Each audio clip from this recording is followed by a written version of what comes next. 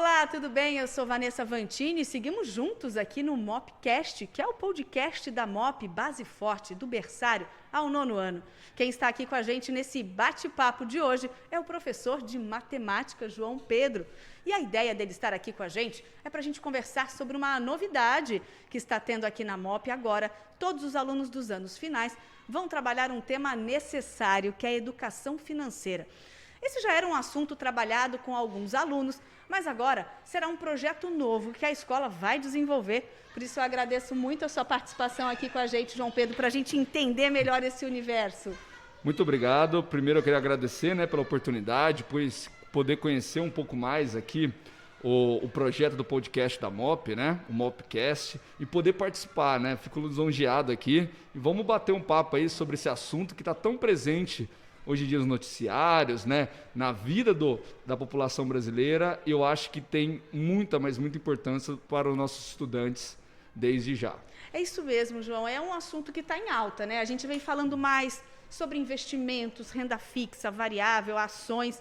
E é um assunto que já deve ser trabalhado com os jovens, A gente tem que antecipar realmente essa preparação. Qual que é a idade certa para começar a falar sobre isso? Então, Vanessa, acho que estimar uma idade é um pouco complicado, mas quanto mais cedo, melhor. Primeiro, para a gente poder elucidar um pouco melhor esse assunto, para a gente poder entender qual a situação que nós estamos aqui na nossa sociedade, eu peguei dois dados, anotei aqui, para a gente poder mais ou menos contextualizar essa temática. Primeiro, eu peguei um dado do Serasa de 2021, em que fala que 62 milhões de brasileiros estão com os nomes sujos na praça. Basicamente, o nome sujo, seria uma pessoa ou uma família, que tem alguma dívida ativa relacionada a um banco, no caso o Serasa, se fosse no comércio, o SPC, E a segunda informação que é importante para a gente falar é que um dado do SPC de 2020, no período boa parte da pandemia do ano passado, cerca de 48% da população economicamente ativa, teve um nome sujo em algum momento do ano de 2020. É alto, Então a gente consegue perceber quão é importante, discutir esse tema desde novo, com o intuito de a gente poder minimizar os impactos, depois quando nossos estudantes poderem chegar na vida adulta. E um ponto que eu falo bastante importante, quando a gente fala de educação financeira, eu sou professor de matemática, todo mundo já pensa, é só matemática financeira. Não, é muito mais abrangente que isso. É preparar os nossos estudantes para as escolhas. Como assim as escolhas? Tanto prepará-los de forma conceitual do conhecimento, como também preparar para as decisões que relacionam o quê? Essa parte socioemocional do nosso estudante. Um dia eles vão ter que fazer escolhas, Não tem jeito. Com certeza. E aí, de poder preparar isso, com certeza, a gente vai poder minimizar esses dados, que a gente tem na nossa sociedade aí, que acaba sendo bem triste, e acaba diretamente afetando a nossa economia. E quando a gente fala em educação financeira, é bem amplo o tema, Acho que antigamente, a gente pensava muito em educação financeira, era na poupança que trabalhava na escola, Imagino que muita gente deve ter feito aquele cofrinho em sala de aula, juntado dinheiro, para trabalhar exatamente esse assunto. Mas o que exatamente agora, vocês trazem de novo para a sala de aula? O primeiro ponto é importante a gente comentar, quando a gente começa a trabalhar e acaba pegando todas as séries, todos os anos agora, do ensino fundamental 2, é importante falar que em cada ano ele tem um certo nível, como posso falar, um certo tipo de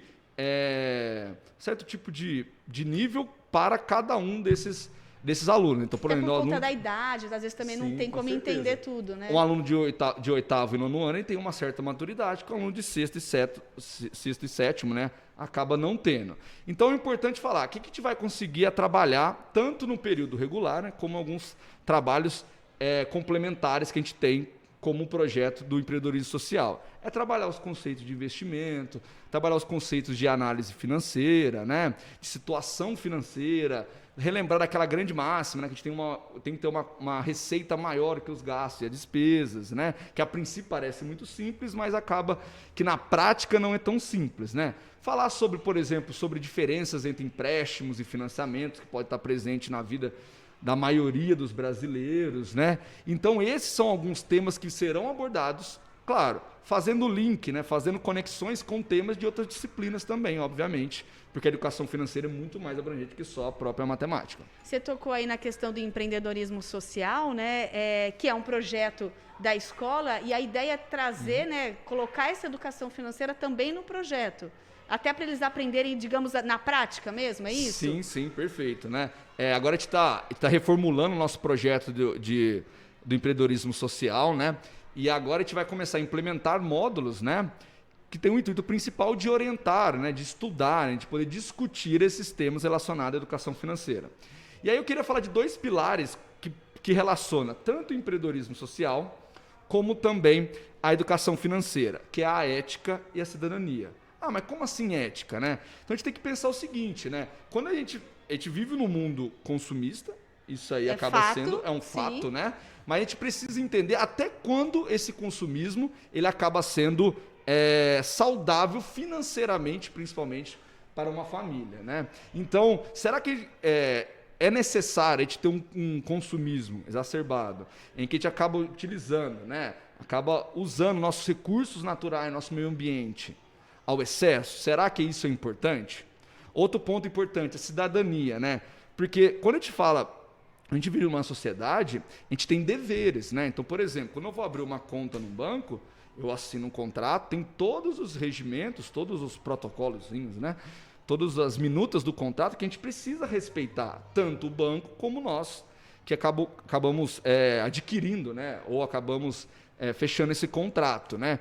E aí, uma das grandes questões que eu falo bastante aí, que um dos maiores problemas, por exemplo, das empresas brasileiras, nem está tanto relacionado à carga tributária, que é muito grande no Brasil, né?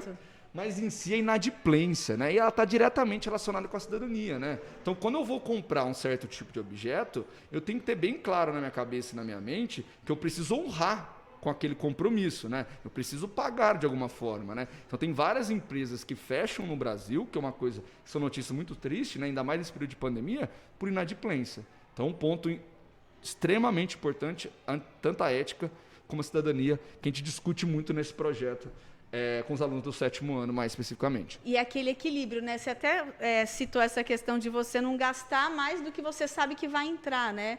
E como isso é importante? Parece simples, mas até numa empresa a gente vê esse problema no Brasil tão presente, né? Sim, sim, com certeza, né? Primeiro a gente precisa, obviamente, né? Fazer essa máxima, ela é bem simples, né? Na matemática deixa ela mais simples ainda, né? A gente tem uma receita maior do que a despesa. A continha, né? Parece simples, mas né? A gente precisa também entender todo o contexto por trás disso, né? Então, a gente fala muito da questão da cultura do poupar, né? Mas a gente precisa entender até quando o poupar é interessante para a minha vida, né? Então, a gente precisa poupar, mas qual é o objetivo, né? O que eu irei abdicar da minha vida, por exemplo, para eu poder poupar, sei lá, para fazer uma viagem, para comprar um tipo de imóvel, ou comprar um carro, uma casa na praia, ou até mesmo para eu poder viajar o mundo, né? Então, isso que é importante a gente entender, que na educação financeira, no mundo financeiro, existem escolhas. E cada um, obviamente, tem uma forma de pensar, ele precisa estar muito bem baseado, né? Para ele ter essas escolhas. Você tocou nesse ponto que é dessa cultura do poupar, né, que hoje é tão importante, mas pensando realmente no futuro deles, né? E talvez essa reflexão ela deva começar agora mesmo, né? Dizem que quanto antes nesse sentido, né? Você planejar até a sua aposentadoria já. Sim, ainda mais esse é um tema que ficou muito presente, principalmente no ano de 2019, com a reforma da Previdência, né? Então, acaba que muitos nossos estudantes, né, os mais novos, a gente já percebe que tem alguns pais que já fazem uma certo tipo de poupança, e ele acha que basicamente é um procedimento de você colocar um dinheiro num certo local e depois pegá-lo, né? Mas acaba que, por trás disso, tem formas de investimentos com o intuito de render cada vez mais aquele dinheiro, com o intuito do quê? De realizar, sei lá, uma viagem, de pagar uma faculdade, pode acontecer também, né? Ou pensando numa empresa, por exemplo. A cultura do poupar é de extrema importância, por exemplo, para você ampliar, né? Para você aumentar o número de funcionários, para você trocar uma máquina, né? Então, são fatores de extrema importância que os nossos estudantes, obviamente, eles não vão sair daqui expert, né? Vão sair aqui os caras do trading, do mercado financeiro, né? Mas é importante eles terem essa noção, porque quanto mais velhos vão ficando e mais amadurecidos, né? Eles vão cada vez mais ter contato. E o interessante, né, que você está citando até essa situação que o país, né, vem passando e tudo mais, e o que a gente sente, né, claro que é a aula de matemática, mas você até comentou dessa questão de relacionar com outras disciplinas, e isso acontece realmente, né? Você acaba entendendo a situação do país, agora a gente com essa inflação, então tudo vai se conectando, é isso, em sala de aula? Com certeza, né? Quando a gente fala de educação financeira em si, ela é multidisciplinar, né? Ela acaba interligando as disciplinas. Não é basicamente um número igual na matemática, acaba determinando, tá com prejuízo, acaba de estar ele está com uma boa situação financeira, ele é mais abrangente que isso, né? Por exemplo, na geografia, tentar avaliar o aspecto econômico, né? Ver como está a economia do nosso país, o que a gente pode, cada um fazendo a sua parcela com o intuito de prosperar mais a nossa sociedade, o nosso país. Pensando em história, por exemplo, pensar nos grandes planos, né, econômicos que foram bem e mal sucedidos, né? Porque a história tem muito aquela questão de aprender com o passado para a gente não poder repetir mais isso, né? Então, e além da matemática, que ela dá a base todinha, né, para a gente entender a educação financeira. Mas, obviamente, concordo plenamente que ela é bem mais abrangente do que a própria matemática. E o interessante é o aluno fazendo essa relação, né? Ele percebendo que o que ele está aprendendo, talvez na aula de matemática, tenha total conexão com a aula de história, com a aula de geografia, e o conhecimento fica mais rico nesse sentido, né? Sai daquela matemática que a gente aprendia a fórmula, respondia a prova ali a fórmula e pronto, né? A sensação que eu tenho é que o aluno ele sai mais preparado para o futuro, é mais ou menos isso? Com certeza. E é um ponto que a gente trabalha bastante, né? Aqui na escola, como uma escola construtivista, né? É do aluno pensar, de ser aquele aluno crítico, né? Porque hoje em dia a gente acaba vendo, né? Quantas notícias a gente vê na televisão, nas rádios, né? De pessoas enganando. Aquela questão do dinheiro fácil, que sempre tem que ter um pé atrás. Tem que ter né? um pé atrás. Não Porque existe dinheiro fácil, né? Dinheiro fácil a gente sabe muito bem que não existe, né? Então, esses alunos serem mais críticos, né? E como é que eles podem fazer isso?